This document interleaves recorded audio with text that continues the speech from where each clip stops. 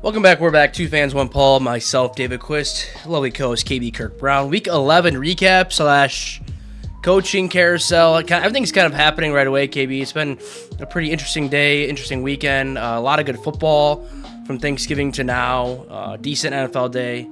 A lot of coaching hires. Obviously, we can talk about the Lane Kiffin stuff. We can talk about Michigan State, every other hire as we go along. As long as talking about some great games. We'll get to your team as well. I think it's the first week in a long time, KB, where I have a win and you have a loss, so it feels a little good over here. Throw it to you in Arizona. We can dive into the Georgia Tech game. Yeah, I hope everyone had a wonderful Thanksgiving and was able to spend time with their friends, family, and loved ones and all that good stuff. Yeah, Georgia Tech. This game was on Friday night, so obviously it was kind of, what's the best way to say it? It had like its own little attention built to it, but this was a pretty good game. It went back and forth. I think I was surprised how close it was, honestly. Final score was 16-9. The line was 13.5. I picked Georgia to cover. Georgia Tech's defense came to play, man. Like, they had been struggling for the better part of the year. I mean, seriously struggling, especially down the stretch here. And they held Georgia to 70 passing yards. They still lit up 190 on the ground, but really were able to control Gunnar Stockton, which they hadn't been able to do over the course of the last few weeks as they've been lit up. Sucks that Haynes King goes out this way. He had 181 yards passing, 39 yards rushing. They did nothing on the ground in an INT. Both QBs didn't play well. Defenses stood out, and Georgia was able to, make a few more things happen. There was a play, the last play of the game, a Hail Mary, and a wide receiver was just tackled. Tackled to the ground, which I get the Hail Mary, but I hate that people don't ref it. If that play happens in any other context other than the end of the game, when a receiver gets tackled, legitimately tackled in the end zone, that can change the whole entire game. So kind of not shocked but disappointed that that wasn't called, because it would have made even maybe a closer ending. But fun game, definitely closer than I thought. Georgia Tech definitely had some fight, but that was a very Georgia crowd that they're playing a neutral site game in. I know it's in the same state, but still. Quist, any thoughts on that game? Yeah, and it's Georgia Tech is in Atlanta, but obviously it's just a smaller, probably fan base. I think being in a big city too, you probably get a little bit forgotten, especially Atlanta. Georgia Tech probably is a sick campus, but when it's intermingled in the city, it might be by itself, but sometimes schools like Georgia can take over.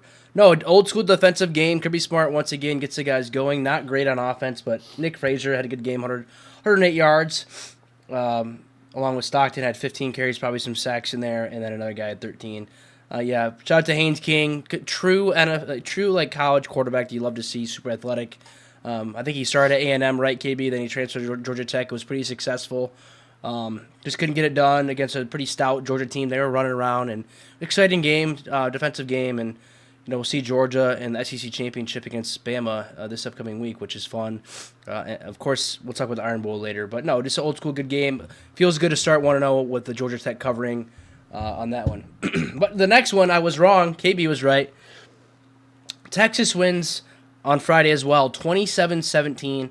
I watched a lot of the first half, not a lot of the second half. I was sick and still getting over it.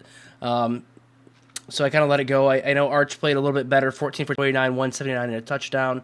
Quintravion Wisener, though, 19 carries, 155. I think he had a receiving touchdown as well, KB. So, no, that was Wingo. Never mind.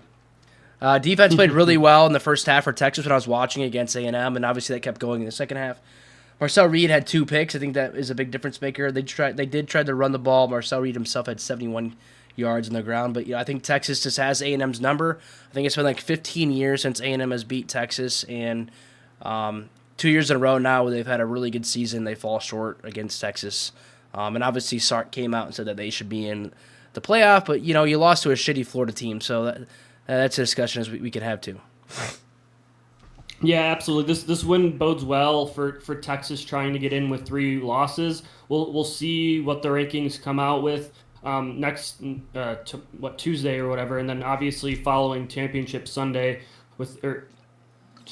all the championship games on Saturday, then you have the selection committee on Sunday. So it's going to be interesting to see where all this boils down to. But I think the game kind of went exactly where I wanted to. A&M couldn't really run the ball. Ruben Owen had 48 yards on 13 carries, less than 4 yards a carry. They were able to really stifle them. 157 overall for the game, which was positive, but just not consistent enough offense. And then Marcel Reed's 2 turnovers impact them. Arch Manning played a pretty good game.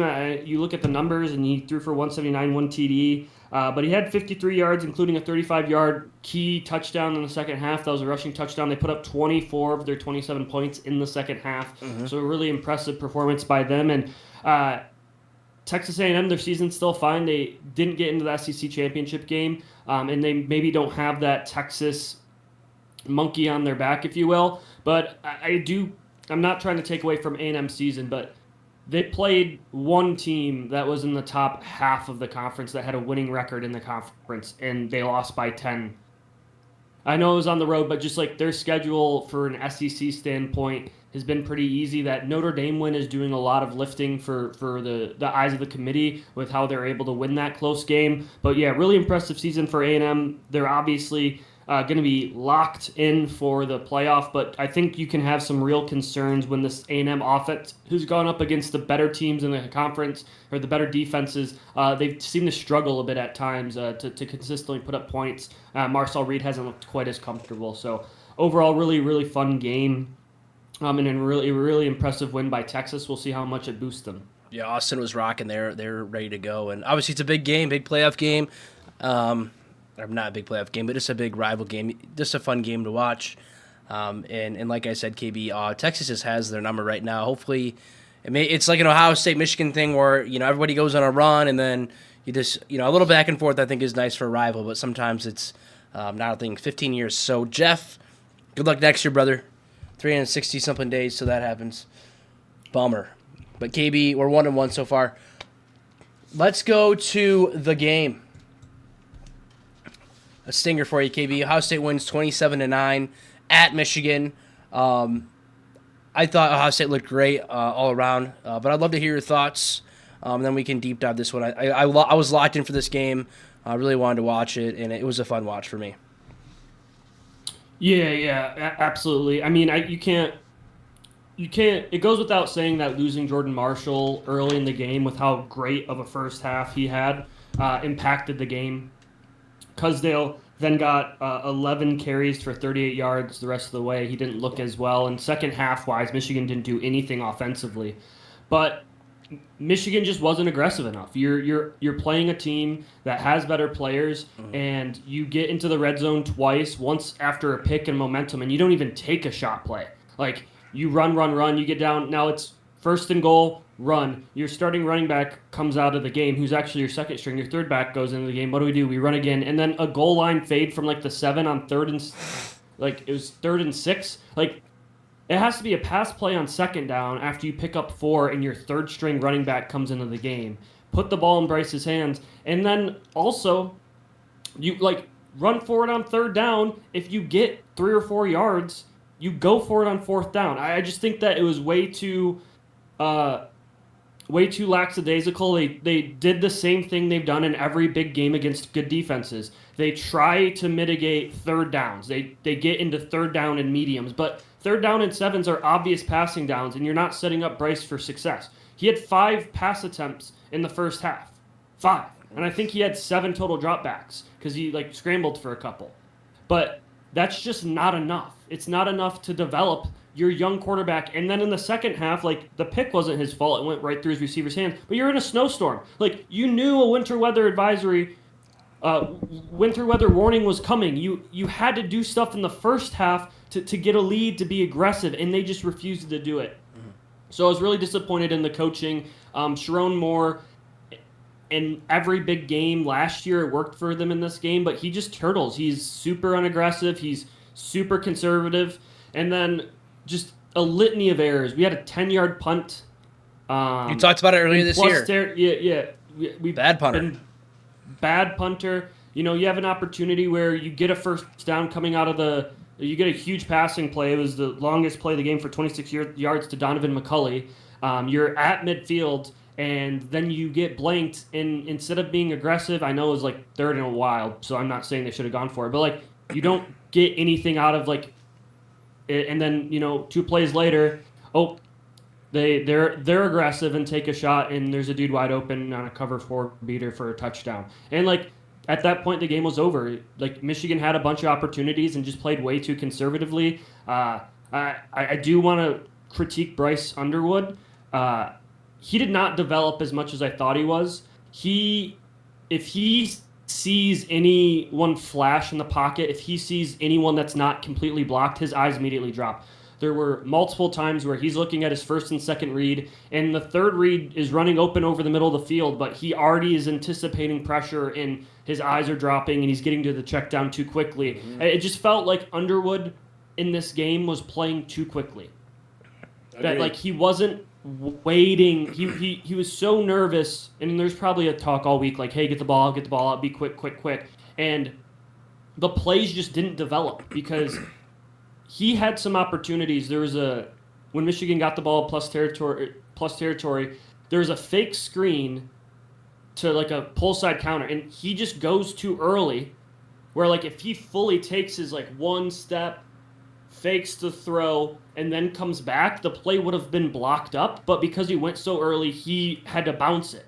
But like if he would have waited another half second, he would have been there. And there was a lot of opportunities where he was just playing too fast, jumping through reads. He looked nervous. And I mean, I've been very fair to him all year, not really complaining a lot, but like it was a very disappointing last game of the year. But Ohio State has done that to a bunch of good quarterbacks. There's plenty of time to build in the bowl game. I just offensively, your third string running back against the number 1 team in the country getting 11 fucking carries is just preposterous to me. Like I just don't get how that was the game plan. It's like it worked early when Marshall was in there running through those arm tackles, and then when a thing changed, they didn't change their philosophy. They didn't give Bryce some easy throws. They said, nope, this is how we prepared for the game. This is how we're going to execute the game. And it's like you're getting out-executed. And there's no creativity. Zero creativity. No reverses, no trick plays, no double passes. Surprising. Like the ways that you beat Ohio State the last 4 years, none of it. And then you got to give credit to Ohio State, man. They're a really good football team. I thought Stain was going to get rocked, mentally after throwing that pick. And he rebounded by going like 11 of the next, or like 10 of the next 12 or something like that before the half. The fourth down where you don't have Jeremiah Smith doubled, which is how they won the national championship last year, is he ran a double move route against. It was a great route. Zeke Berry, it's not his fault. And then the next possession, we have a true freshman, Jordan Young, in for Zeke Berry. We did the rotation stupid fucking shit again. So you talked about it. I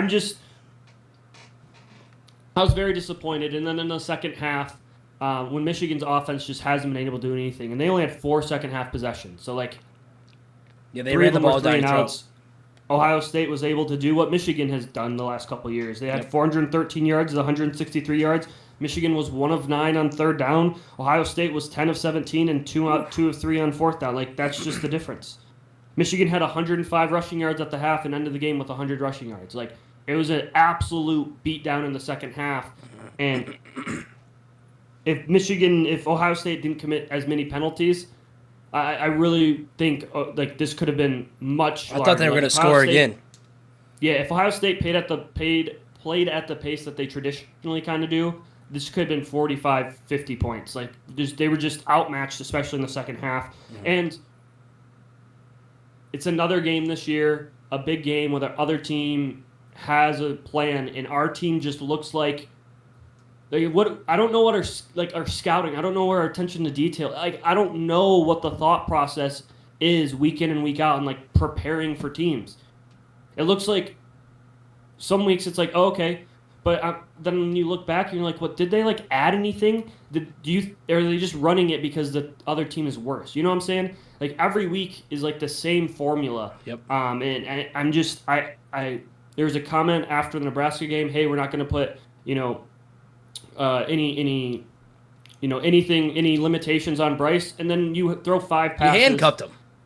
Yeah, you did. All year. You handcuffed your player all year, and then in the big moments, he's not ready.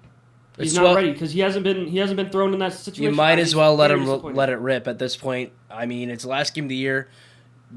They're going to the playoff. You're playing for the playoff, right? He's making $12 million. Let him sling it. I mean, I know it wasn't a big game, a different circumstance. But Maryland's guy, he threw like 61 attempts against State because they couldn't run the ball. I know it's a different circumstance. It's in a dome, but just sling it. Let him go. You're paying the guy to do it. And you handcuffed him. I did think Joel Klatt, you said yourself, Klatt was good at breaking down when Bryce had guys over the middle. He had Andrew Marsh, and then boom, right to the running back check down. He had a couple other plays where the guy was going to break open, and he just anticipated the rush or something, and he would get it down to the running back, and Ohio State would get a pretty much relatively easy tackle for maybe 2 or 3 yard gain. It was a very chippy game, which we kind of expect. I thought the refs, you had the headbutt of the ref, which, if that's any other team, KB, I'm pretty sure the kid's probably gone. I know you probably agree with me there. Yeah, I don't. That was a horrible call. I don't know how he wasn't ejected. The only thing that I could think of is that he was trying to say what Ohio State players. That's been some theories, and then he was just trying to go like this, and the guy kind of was like closer. So that's the only thing that I could think would be a saving grace, and like why he wasn't ejected. I still think you should eject. You can't headbutt a referee. He made contact, but the referee threw the flag. I mean, it's not like there was an argument at the. I don't know. Yeah, that's the only thing I can think of is like it was deemed incidental, which is still flagged, but not ejected. I don't know that bad. Yeah. I wish you could explain that to us instead of like not. Yeah, you had that. Obviously, you had the Jeremiah Smith on that really good route. He kind of bobbled it. Probably a touchback. Hard to tell. Really reminds me of the Kenneth Walker touchdown in 2021 against Michigan where he kind of like got excited and squeezed the ball and it popped out right as he's crossing the line. I don't know. They said they upheld it, and that is what it is. I don't know if that changes the game. It changes the game. I do think Ohio State still wins. But certainly the Michigan would have probably kicked another field goal and lost 12-27, 12-20. Yeah, right. But like, I didn't even want to bring it up because like it was so irrelevant to. Yeah. But everyone, the rules official, everyone's like, he lost possession and didn't regain possession. Like, if the ball's still moving, it's not like he was moving it in between hands. The ball was like on this part of the hand, and he's like. And it's like flopping around, and then his hand comes off of it again. And then he had it. He had it for a second, let it go, and then he was like out of bounds. Yeah, it was definitely. Yeah, I don't know if they deemed like that like half second where he kind of corralled it, and then he crossed the plane. In his hands as he was already like crossed the plane, and he like had just barely set it. So people were pointing out in 2023, Roman Wilson had a similar play. Where the ball moved, but then like as soon as you regain any control, it's because you already had possession. It's not like he didn't have possession, because you already had possession. So it didn't impact the game. You left Jeremiah Smith one-on-one with the whole half of the field on a 4th and 5, and you had a middle field safety that was not covering anyone. Like, hey, why doesn't he just run over top of that? Bracket like, it, yeah. What are you doing? He covered grass on that play. I don't know. Sometimes with D coordinators. I think something we can point out is the D-line didn't get a pass rush. Sane had all day. He was very well protected, for sure. And Michigan didn't blitz to, try to protect the secondary. But I just don't know the loops and stunts we're doing, like, just didn't make any sense. And we didn't have, like, a lot of starters on. We rotated the D-line, and that's when 3 plays popped. I mean, Michigan was also out Ernest Hausman, who sounds like he's going through some personal stuff. It sounds like on the rumor mill is that maybe he had like a spiritual awakening or something, because like he wasn't injured, and I don't know if he's even with the team. I hope all the best for him, but there's 3 or 4 plays that like if Ernest Hausman's the starting linebacker, they don't get made. You're like our 4th string linebacker is the one in there. So really disappointed in kind of the D-line, and then O-line second half got dominated. But, I mean, look, OSU was the better team. I said that, and Michigan didn't do near enough coaching preparation to overcome it. Yeah, like, I think that's at the end of the day, that's what it is. They definitely rested Tate and Smith. I don't know what Tate's injury was, and Smith sat out last week, so I think that was probably on purpose. And it shows both those guys had touchdowns. Ennis had a touchdown. And I will shout out Bo Jackson. He really, Yeah, the O-line for Ohio State and Bo Jackson in the last, fourth quarter really took over. I mean, they were getting 4 or 5, sometimes 10 yards a pop at the end, and they out Michigan you guys. That was your MO the last 4 years when you were beating them, and they did it to you. I was expecting them to take a shot or score you in just to kind of rub it in your face, due to the flag planting and all the bullshit that's happened the last couple of years, but they didn't, surprisingly enough. And then there was nothing at the end of I said this in a TikTok. I think it's a bad look personally for Michigan to sit on the AM, and they don't want the flag planting. I get it. You want to defend your home turf, but you did it at Ohio State. So to me, just get off the field. You lost the game. It's that simple. When you wait and hang around, you're just kind of waiting for something to happen. Like a commotion's going to happen. Day, you get kind of. I don't know if you saw the clip, KB, but there was Day was talking to Sharon, and he's like, "Hey, we're not going to do this. Can you just get you guys off the field? It's just going to lead to something, something like that." I thought Ryan Day handled the win really well, and Ohio State was subbing with their fans, and Michigan was just kind of chilling there. I just wanted to bring it up because to me, obviously, I'm biased as a State fan. I think it was kind of soft. Yeah, I agree.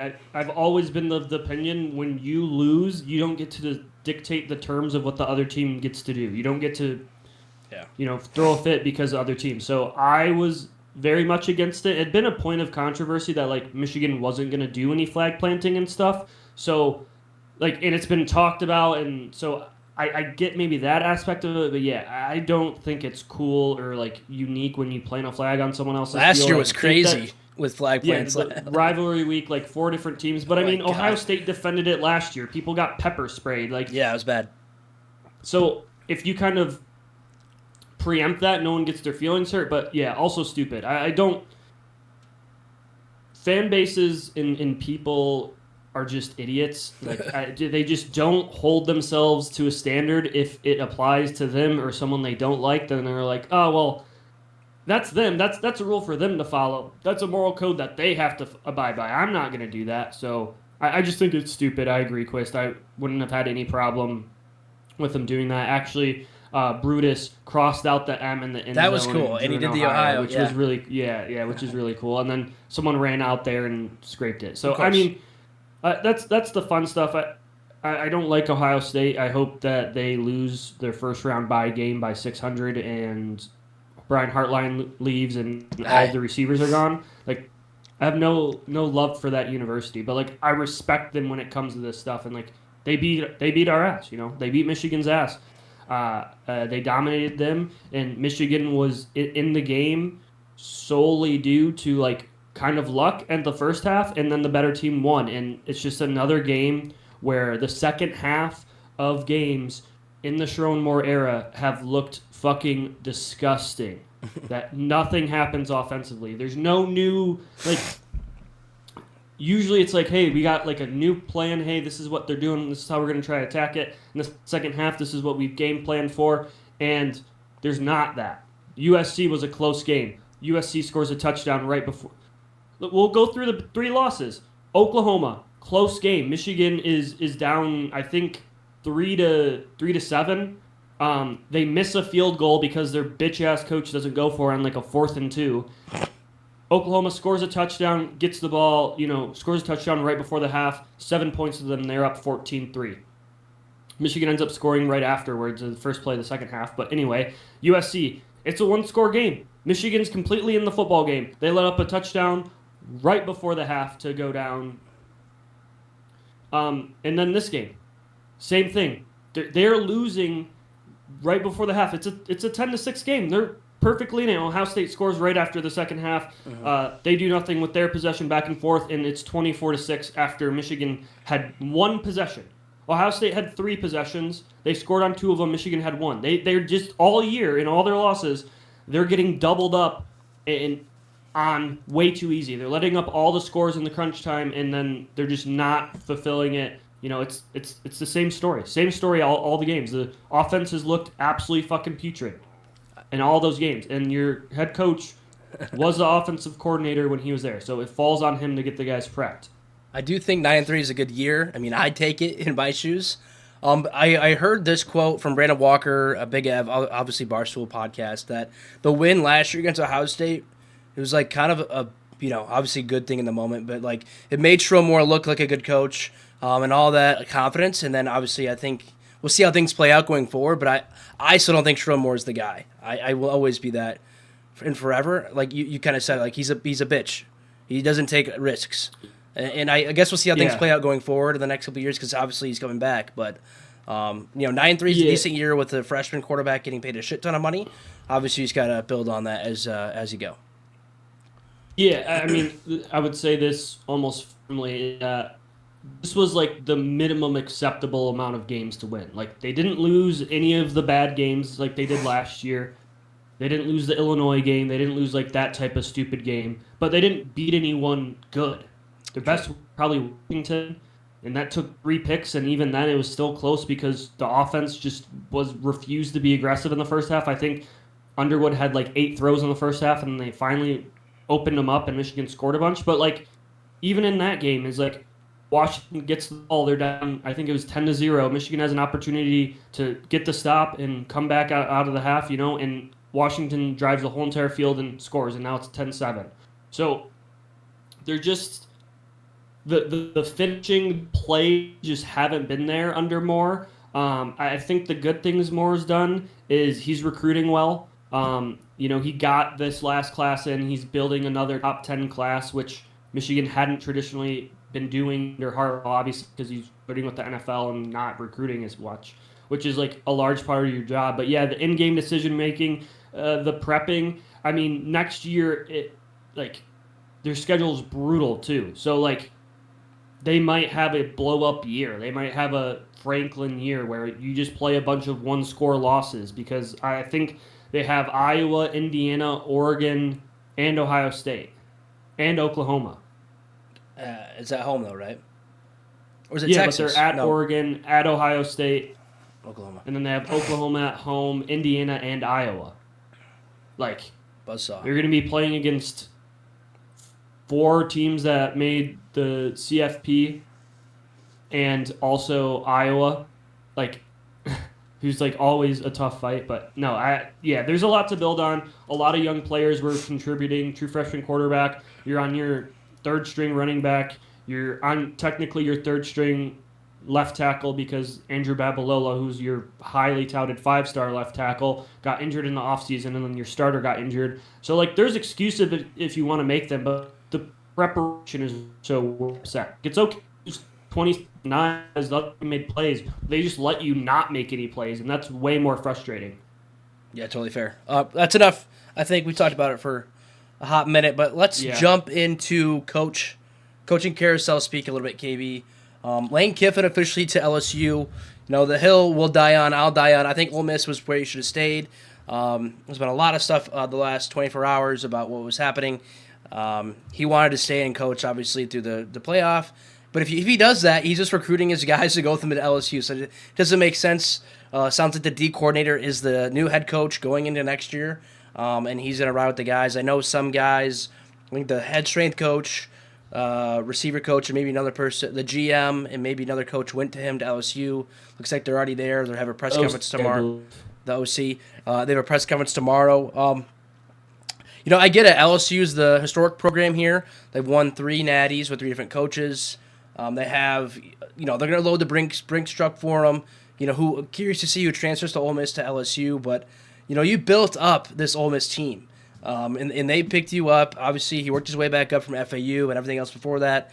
And I just felt like it was a perfect fit. I still think that is, in my decision, if I was Nick Saban, I was like, you stay at Ole Miss and you make that a dynasty. You go 11-1. First, that's at first. And maybe you can compete for the SEC championship next year. Go to the playoff. I mean, if that's not what you want to do, I don't know what it is. And you're doing that at Ole Miss. Obviously, you can do that at LSU too, but LSU is going to be a meat grinder. And if you're not doing well, you're gone, KB. 2-3 years down the road, they're giving $100 million. You're not winning games, you're gone. And at Ole Miss, I feel like he had more. So I think disappointing.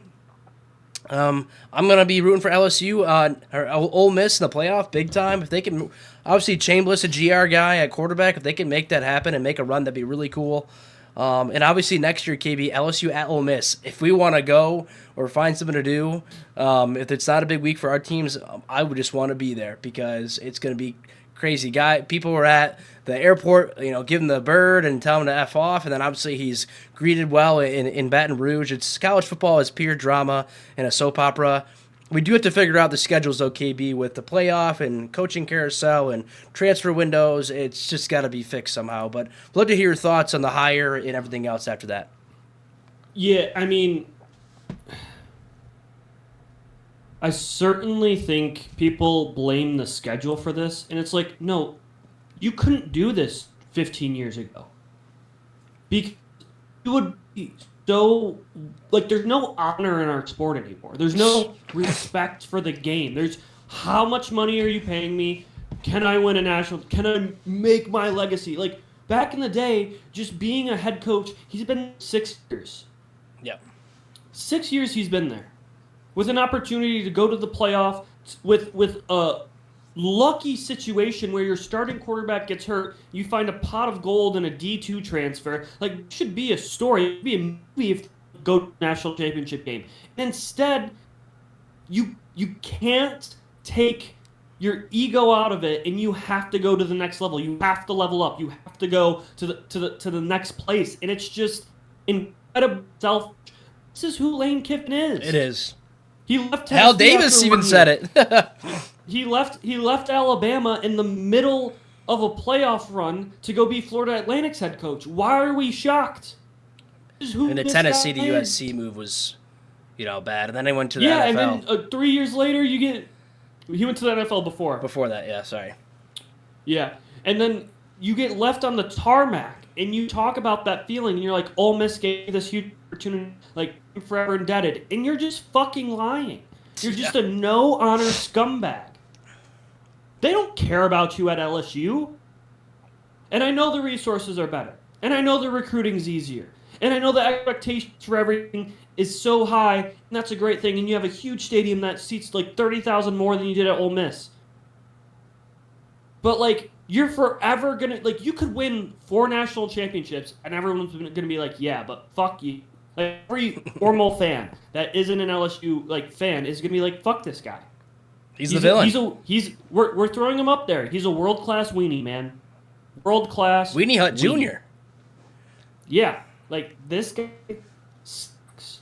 And him threatening because you go, hey, class, I don't want to be here. And then they're like, okay, leave. Well, no, I have a project I want to finish. Well, no, leave. The best way I heard was you're burning a bridge, but you still want to, like, stand on it. Yeah, you're burning a bridge and trying to stand on it. It's not going to work ever. Like, dude, when he fails at LSU and gets thrown out, I don't want to be right, but like, we could easily be right. Yeah, I mean, and he's a good coach. I'm not talking about his on the field stuff. Great coach. I'm talking about him. Like, I mean, USC, he was like an alcoholic, and he's obviously gotten better and figured that out. That's great to hear. I know this is a different situation, but we saw what happened after Ed O. Obviously, Ed O was doing stuff off the field too, which was a problem. But I think something similar could happen here. Maybe they have a great year. They still got to pay Brian Kelly $57 million. Like, just burning money. I mean, my Michigan State's doing it too, but that's just insane. But when people have money and this means something to you, it's crazy. Yeah, I'm really hoping that Ole Miss can stay alive and you see the best run. parts of them. But it's so, like, why couldn't you tell? I know you have like a bunch of things and like protocols you have to do, but like, isn't the responsible thing to say, hey, LSU, I can't accept this offer before the end of the season. If you want to hold the spot open for me, I get it. If not, the timing just doesn't work. I have a responsibility. These kids trust me. These kids that I walk in and talk to their families and say, yes, I want your child here. I want to have them play for me. And you're a bandit. Everybody wants it now. How can he ever complain about transfer, leave, or quit on a team? He quit on his team with a chance to win the fucking national championship. He did. That's the best way to say it. Horrible precedent. We used to have coaches that were men and wanted to instill the great aspect of honor and like competing and all this good stuff, and it's just like gone. It's like, who's a scumbag that can draw up a good RPO? Urban Meyer. That guy. Another great coach, scumbag person. But yeah, we'll see what happens, KB. Obviously, I don't know when the game is next year, but LSU at Ole Miss is something you want to circle 10 times over on your calendar because I don't know what the teams will look like next year. Obviously, a lot of players will be coming and going for both teams. But I hope Ole Miss, they'll bring it. And I hope Ole Miss kind of beats the shit out of them, to be honest. But any other thoughts? KB, obviously, Florida hired their coach. Auburn hired their coach. Arkansas hired their coach. Coastal fired their coach when their coach was doing relatively well for that program. Really odd. Oregon State's coach is Bama's coordinator, I believe. Stanford hired their coach. I believe he just left Bama, right? He was there at the Iron Bowl. So he must have left. Yeah, I think that he was. I think he's not going to be there for the playoffs, though. Got it. I read something about that. I think Golish is gone from USF. I'm not sure if he's going to coach out or not. I like that hire for Auburn. That was a heck of a game we'll get into. But, yeah. And obviously Michigan State, which is the next game, so it's a good segue. Michigan State wins to end the year, KB, 38-28. Shout out to the players, man. They fought all year in a bad situation where, a lot of bad we didn't have the most talent, but they kept on showing up and doing the job. Some teams will fold and give up, and they did not. Obviously, shout out Malik Washington, 38 for 61. The most I saw during the game, KB. Kyle Orton had 72 attempts as a freshman for Purdue 1 year. That's insane. Holy Lord. That's crazy. So they couldn't run the ball, though, 16 carries for 75 yards. So obviously they had to sling it around. Ford Field was pretty empty. I didn't go. I had a ticket. But the Michigan State played well. Alessio, he's got a guy we got to keep. 27 for 39, 292, 4 passing touchdowns, and a pick, 3 touchdowns in the first half. And we ran the ball well as a team, 31 for 161. I think the biggest shout-out to KB, a great story, would be Alante Brown. He took a kick return back. He's been riddled with injuries his career. I believe his fiance's been in a coma. She got shot in July. He got knocked out in the season opener last year. Just a lot of injuries, and he stayed, obviously, the course. He actually got originally recruited by D'Antonio, went to Nebraska, then transferred here, obviously the Tucker situation. So just a deserving guy to get a big touchdown when we needed it because Maryland was making a fight. And, a little bit questionable call, 4th and something on like the 10, and we get a touchdown where we thought it was going to be a field goal, and then they throw a pick. So good to get the win. Doesn't matter. Jonathan Smith also got fired today, and the rumor is Pat Fitzgerald from Northwestern is the next coach in line. We could talk about that in the game, KB. I know for me, I'm a split on it. Twitter is very split on it as well. Rumor is he's going to have a bunch of NIL money. What does that look like after the rev share comes through in July? I don't know, but lots to talk about, and a good way to win. A good way to end the year with a win. I know we're not going bowling, and Spitz got fired. No harm to him. I think everyone says he's a great guy. He really took questions on well at press conferences, KB, and looked like the players loved him, but it just wasn't working, and, we wish the best for him. He'll probably be a successful coach. I'm kind of curious where he goes next. Sucks that he came from the West Coast to come to Michigan. It didn't work out, but, he's getting $33 million to go back home and, go back to where he wants to be, so I think he'll be just fine with that, too. Yeah, kick your feet up for a year, get all that money, and then they have to look though. But no, yeah, contract stuff. But overall, I think you'd be a little. I mean, obviously the season was pretty disappointing, and I made some comments like, "Hey, the AD, why didn't you fire him earlier? Like everyone else is doing a coach search." But obviously they were looking, and they kept it pretty, knit with, pretty enclosed with Fitzgerald or. Jesus. But I think it's an odd fit for them to go this way. He last coached, I believe, in 2021, It's only been a year or two. I think it's been 2 years. Okay, three. So he had 2 years off. His last 2 years, he was like 2-20 there or something crazy. Like he did not finish not well there. It might have been 4-20 or something like that. But anyway, I get it's kind of like the exact opposite hire. You go from hiring a West Coast guy to a Midwestern guy that's defensive focused instead of an offensive background. But I just the three coaches that you guys have hired are all so vastly different. It's weird. Like Mel Tucker was the shiny ball, like let's do all the fun things, NIL, like blah blah blah blah blah, and then like Jonathan Smith was like, all right, that guy did not work out. He's too over the top. It wasn't a good culture fit. And then it's like Jonathan Smith, all right, this guy's kind of like a wet paper bag kind of personality wise, Yeah. but he'll bring control and he'll be the offensive coordinator. And then they're like, all right, now we need the stern, fiery, guy to coach. So it's just like seems like they're searching for something. I feel like that's a really bad. New president, new AD in the last year. So I mean, if that makes any sense with the hire, like having that, it's their hire, Yeah, I was just listing as like a very odd thing with Pat Fitzgerald to kind of The only go, but he can't bring guys with him, so that's a negative. At the same time, though, we don't have to pay a buyout, which is a positive. So like, there's a little bit of give and take there. So usually when you hire a new coach that's already coaching, you help pay that buyout, but he can bring guys with him. In this instance, we might have more money to play with because obviously you're paying Jonathan Smith, but he finds a job. The other team that hires him has to pay that buyout too. So there's a little bit maybe a leeway with I don't know how NAL works and the money with donors and how that will work out, but there's a net positive and a net negative with both of those with the choice. yeah, I just think it's odd. It's just odd to me. Like you aren't hiring like an up and coming young guy. You're hiring a guy that was at Northwestern, who is A Northwestern guy. Yeah, the Mr. Northwestern, if we had to dub anyone. Yeah. And he found success in the Big Ten West with maybe the worst offenses in the country. Yeah. Like year after year, where like they couldn't do anything, and you're putting him in a position where like I know he was vindicated of all charges, but like that thought has to be in parents' minds, like unfairly to him about what happened to his football team, right? Like that's the first thing when you look him up. Like if a recruit was like, oh, I don't know who that is, let me look it up. That's probably going to be the first thing they see on the internet. Yeah. So it's just a little odd to me. I mean, for your sake, I hope it works out, but I'd be very shocked if. Hope it's like a 4-year deal. I don't need anything long term. I hate that.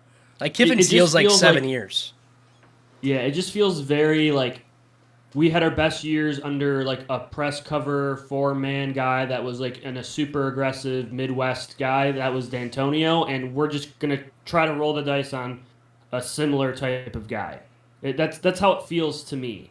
But yeah, I mean, his coordinator hires are coach. Massive. I think that matters a lot. You guys are especially offensively, because yes, the offenses that Northwestern rolled out for a long Not time good. were.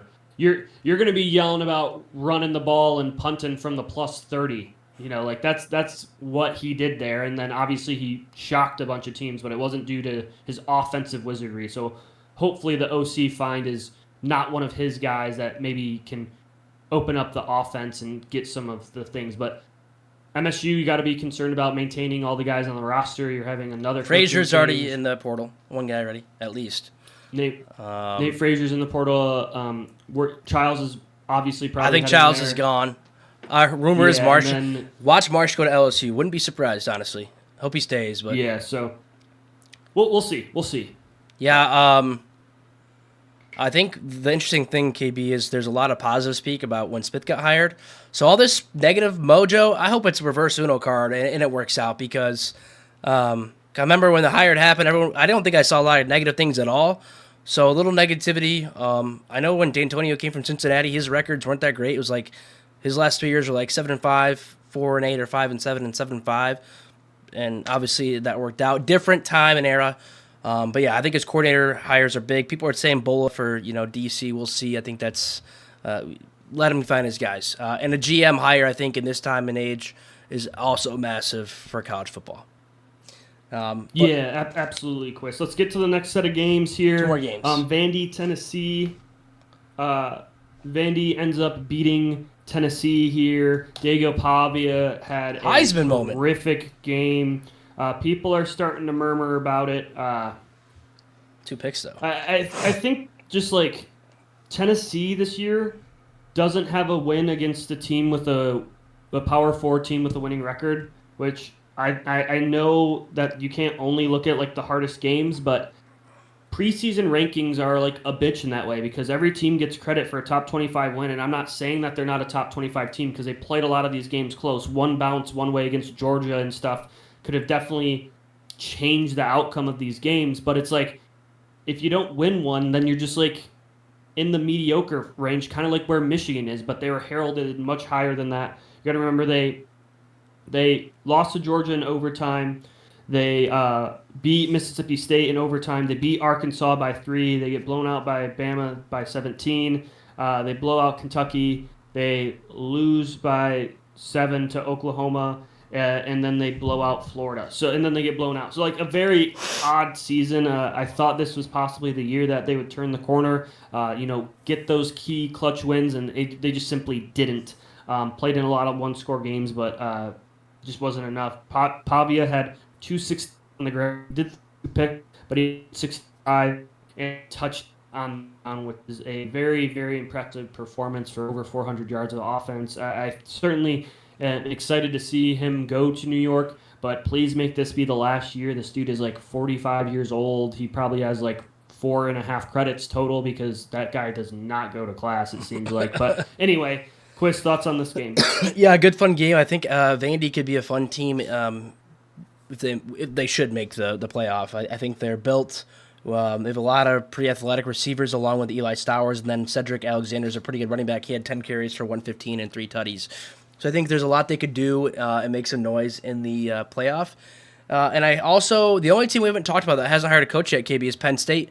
I did see something today on Twitter that Penn State's trying to talk to Highpool, Tennessee's coach. They're probably just going to try to poach some big name. Kellen DeBoer is another name that's been sprinkled out there too. He's only stayed at school for 2 or 3 years, I think 2 years at the most, so we'll see what happens there. Mm-hmm. But yeah, this I know Hartline was also rumored to maybe go there. I would have liked him. Which would be kind of like a step up, obviously. Currently the OC at OSU, wide receiver coach extraordinaire. He gets all the best wide receivers in the country to play terrific football. So for sure, that would definitely be a change. No, but I'm glad I was wrong this one. I picked Tennessee, but I'm kind of over Diego, but I love Vandy. The coach is staying. He built this program. Sounds like they're going to get like some big 5-star recruit. Like, you never would have thought this. Like, them in Indiana 5-10 years ago, KB, we never would have had this conversation. So I think that's really cool. And obviously we'll keep an eye on them as the playoff gets closer. Anything else before we jump to the Iron Bowl? Nope, we can talk about the Iron Bowl. Iron Bowl last game, KB. This was a great game. I was watching this one pretty locked in down the stretch here, and the quarterback play was okay. Defense was playing well. Isaiah Horton had a heck of a game. Not a lot of yards, but 3 touchdowns when it really mattered. Really bad fumble to end the game for Cam Coleman. Just go out of bounds, man. And a ballsy play by Kellen DeBoer to go for a touchdown instead of kick a field goal towards the end as well. Just a great Iron Bowl game. The atmosphere was there. We were saying Jordan Hare is a goofy, spooky place with the prayer at Jordan Hare, the field goal for a return to win the game. That might have been that game. They had Hail Mary, and they played well. The defense played well, just not enough on offense. Malcolm Simmons had a good game, 3 catches, 143. Ashton Daniels, the quarterback, ran for 108. Besides that, not much in the running game, KB. But it's a good, classic Iron Bowl. And Kellen DeBoer put his sack on the table and made a huge play. Called a big play. Garab, the O coordinator. And Simpson made it happen, even though he had a mediocre game. Just a great Iron Bowl all around, though, which we love to see. Yeah, I mean, depending on if Auburn can keep their QB, that's kind of like what Golish is looking for. This might be a pretty good team. They have so many good players, and in post Hugh Freeze getting fired, this offense actually found life. Mm-hmm. Like, they still weren't great, but they went from holy fuck, we can't do anything to at least we're moving the ball, and like turnovers and penalties and stuff are hurting us. So really impressive performance by Daniels. And Alabama won another one of these close games that, at the time in the right moments, Ty Simpson found a way to score. So good on them. If DeBoer is looking for other jobs, that does make me concerned, though, because, like, what's going on, man? Like, you're coaching at the most prestigious, and maybe it isn't a fit. Maybe the boosters don't like him. Maybe he doesn't like the boosters. But very, very odd to me. A guy that's going into a college football playoff at the premier university of football for the last 20 years under an all-time head coach. You have all the funding and recruiting. You're still recruiting at a super high level, and you're looking to leave to go to Penn State, who has less resources. Seems odd to me, but Yeah, overall, we'll see. That just could be fairy dust, Yeah. you know. overall, win is a win. They're going to be into the playoffs here, which after how they started in Florida State, we talk about all the time when wins and losses happen. That being week one is just like a saving grace because everyone's kind of forgotten about it, and it's not really even being held against them due to all of their wins, which I think is fair. But FSU is like one of the worst teams in the country, so. Well, I shouldn't say that. They made a bowl game, but they played some really poor football. They'll be in the SEC championship too, so they can. Obviously, they play a really tight game. I mean, both teams are in regardless, but if they play a tight game or win, that helps them. And another conversation that I was having earlier today about the playoff, KB, was who gets in, Miami over Notre Dame or Notre Dame over Miami? They played a head-to-head. Miami won. To me, that's all that matters. But a lot of people would argue other things, which I think is crazy talk. And obviously, ESPN and all these guys got to find something to talk about. But if you play a game on the field, I think that's enough for me. But I wanted to get your thoughts quick. That's 100% fair. I mean, the fact that ACC is set up how it is. Duke! Duke gets in. In a wild way, they're 7-5. 7-5. Losing to UConn. They lost. Yeah, losing to UConn, Tulane, and Illinois in the non-conference, losing 2 conference games, but you still get in. Like, I don't know how it doesn't immediately go to like overall record, or standings after conference record. Like, hey, if you've lost like 12 games, and then also Virginia should have 2 losses because they lost to NC State. Well, then you would have a bunch of teams with 2 losses because then you have who else? SMU, Miami, Duke. I think there might be one more. And Pittsburgh, right? They only have 2 losses in the conference, 3 overall. But yeah, insane.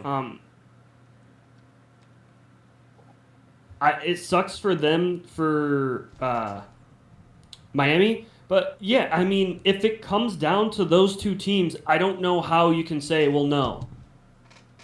Like it just they beat them. They beat them. That's the conversation for me.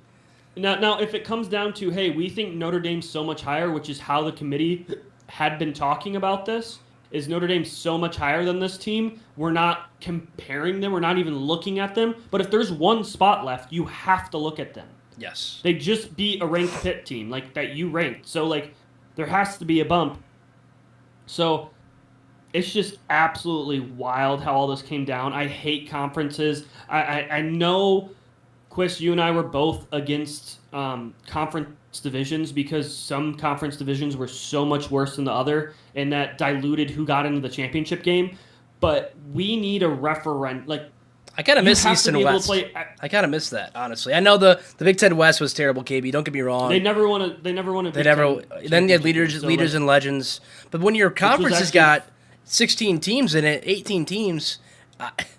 You're not going to play everybody, and there's going to be a crazy scenario like a 7-5 team going to the championship. Yeah, I mean, it's just a referendum on the SEC. They ruined football again, and another round of conference realignment, and this is all their fault. Every opportunity, I make sure to blame them, and people will blame the Big Ten, who responded to the ACC poaching the 2 biggest players from the Big 12, just like they poached 2 people in Texas A&M and Missouri previously, which led to the first round of expansion and playoffs. So. Just remember that, everyone. This is the I want regionality back in Texas now. Doing stuff, which we're never going to put that in. I think the next step is that we're going to get less teams, but because teams are going to be, there's going to be even another separation from FBS and FCS. I think there's going to be another one. Brutal. But there's a great Iron Bowl, KB. It really lived up to the hype, and obviously there's a lot of other things happening. And we're going to the championship week, which will be a fun week to break all the games down.